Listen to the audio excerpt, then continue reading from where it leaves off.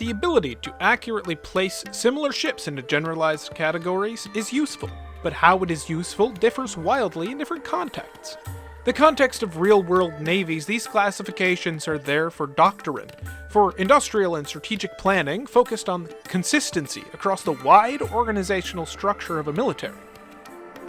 In the context of a science fiction universe, those naval classifications sound cool and work diegetically, so it's an author's decision to include them. However, Space Engineers is a video game, and StarCore is a modded game mode we've created within Space Engineers.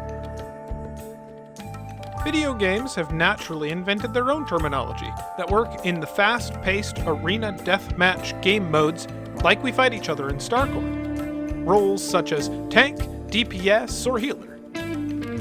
In any sort of Space Engineers roleplay server, no matter how light the immersion they're going for, those naval classifications sound cool, and can help enough in categorizing grids of different sizes into arbitrary classes.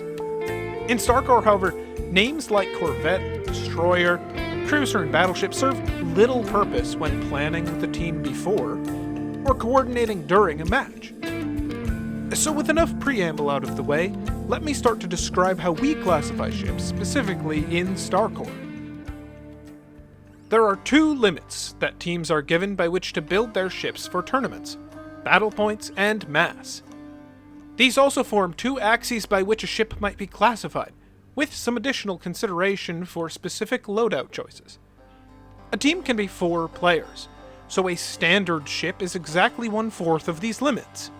Thus, you often see an even split between teammates, with each having 12.5 million mass and 8,750 battle points.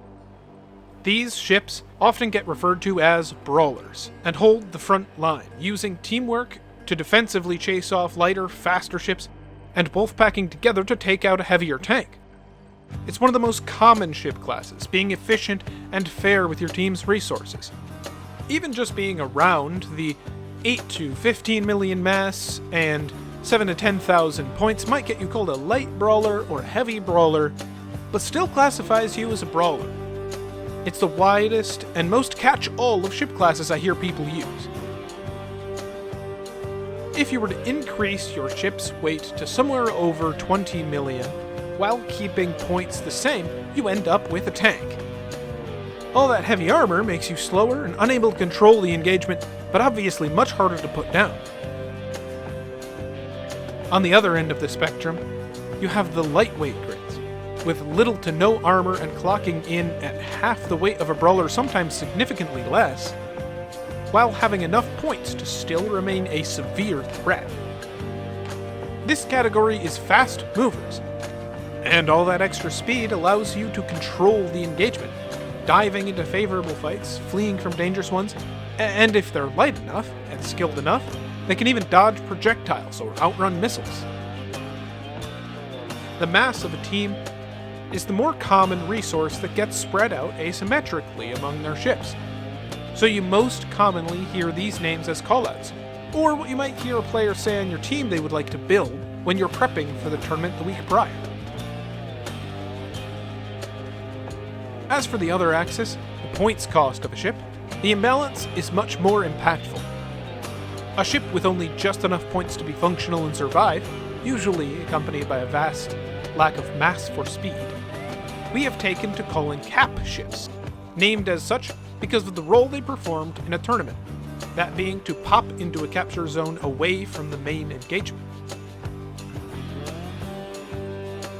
As you start to increase points beyond the standard 8750, you reach a point where you are closer to half your team's total points, usually accompanied by an increase in mass, and ships around this point have been called a few things, but I have been referring to them as flagships.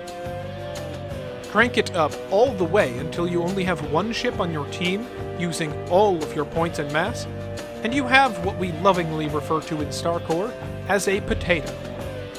This is a relic of the Zocali days, as the first team to really succeed with such an all-in design crafted it in a rather spud-shaped ship.